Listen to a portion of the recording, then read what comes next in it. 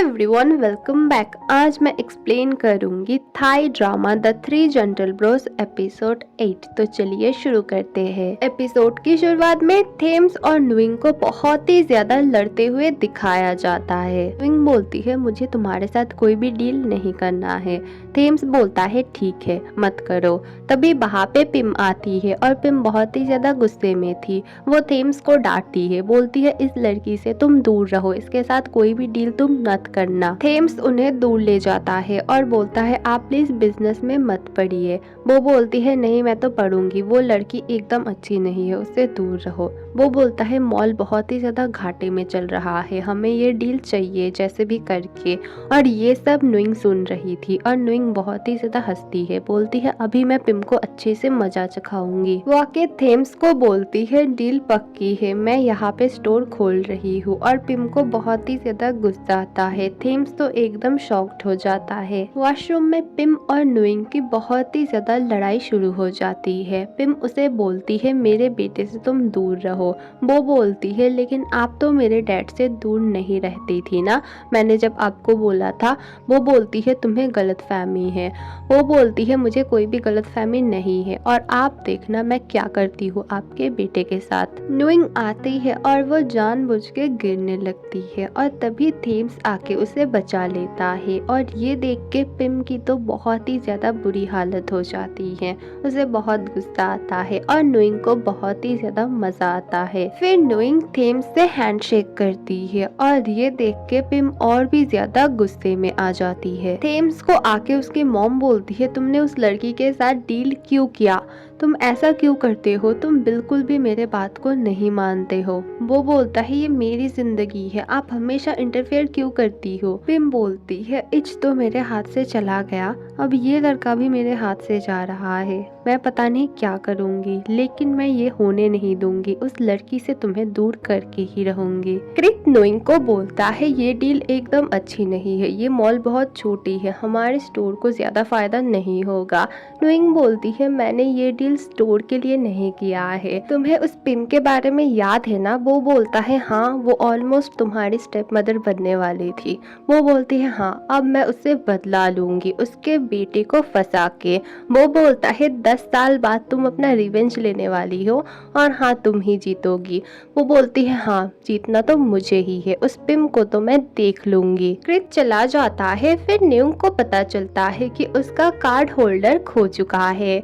फिर वो भागते हुए मॉल पे जाती है और फिर वो अपने बेस्ट फ्रेंड वी को कॉल करती है और बोलती है प्लीज तुम यहाँ पे आ जाओ, मैं बहुत ही ज्यादा प्रॉब्लम में हूँ, मेरा कार्ड होल्डर खो चुका है, मेरे पास कोई कैश भी नहीं है, उसके बिना मैं यहाँ से कार भी नहीं ले जा पा रही हूँ। वी बोलती है मुझे थोड़ा काम है, मैं 1 घंटे बाद आती हूँ। फिर वो बोलती है अब तो मेरी मदद बस थेम्स ही कर सकता है। वो जबरदस्ती थेम्स के केबिन पे जाती है। थेम्स बोलता है मीटिंग ओवर हो चुकी है, मैं आज किसी से भी बात नहीं करने वाला हूँ, तुम बाद में आना। फिर वो उससे रिक्वेस्ट करती है प्लीज मेरी हेल्प कर दो। थेम्स बोलता है क्यों, क्या कुछ खो गया है तुम्हारा, ठीक से क्यों नहीं रखती हो। वो बोलती है तुम्हें कैसे पता चला कि मेरा कुछ खोया हुआ है।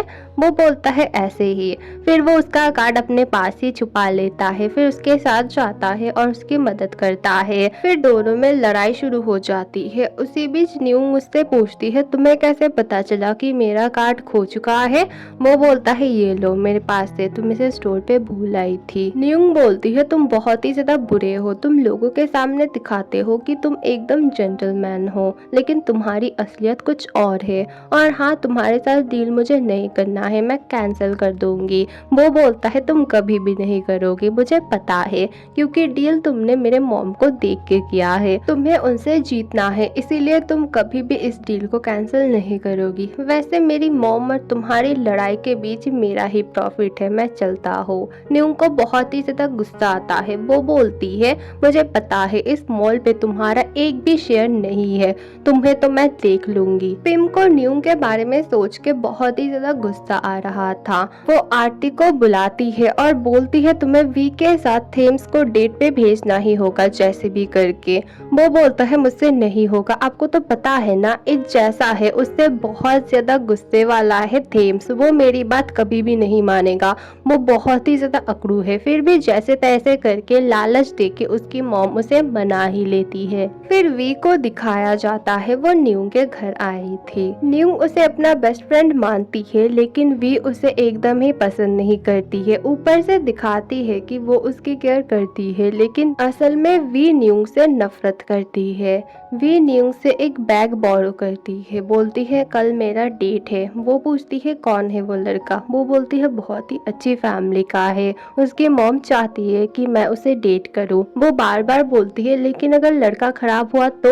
वो बोलती है तुम्हें मेरे बारे में उतना सोचने की जरूरत नहीं है, मैं अपना सोच लूंगी। आरती थेम्स को रेस्टोरेंट पे आने के लिए कन्विंस करने लगता है, लेकिन वो नहीं मानता है। वो बोलता है इज को ले जाओ। इज बोलता है मेरी डेट है क्यू के साथ। फिर आरती थेम्स को इमोशनल ब्लैकमेल करने लगता है, बोलता है देखो इज तो मुझे भूल गया, तुम भी मुझे भूल रहे हो, तुम्हारी कोई गर्लफ्रेंड बनने से पहले प्लीज मेरी बात मान लो। फिर वो मान जाता है, लेकिन बोलता है अगर तुमने कोई भी ट्रिक की ना तो तुम्हें तो मैं मार ही डालूंगा। नेक्स्ट डे कृत के साथ न्यू आती है उसी रेस्टोरेंट में। वो बोलती है मुझे वी के लिए टेंशन हो रही है, अगर वो लड़का खराब हुआ तो, क्योंकि उसका पास्ट रिलेशन बहुत ही बुरा था। मैं नहीं चाहती हूँ कि मेरी बेस्ट फ्रेंड पे कोई भी आँच आए। उसे बार बार कृत मना करता है कि ऐसा मत करो, अगर वी ने तुम्हें देख लिया तो वो बहुत ज्यादा गुस्सा करेगी। वो बोलती है मैं छुप के रहूंगी। पिम वी और आरती के साथ रेस्टोरेंट में बैठी हुई थी। वो वी से बहुत सारे क्वेश्चंस पूछती है, वो भी अच्छे से आंसर करती है। पिम को वो पसंद आती है। वी का एक फ्लावर शॉप था और वो खुद ही उसे चला रही थी।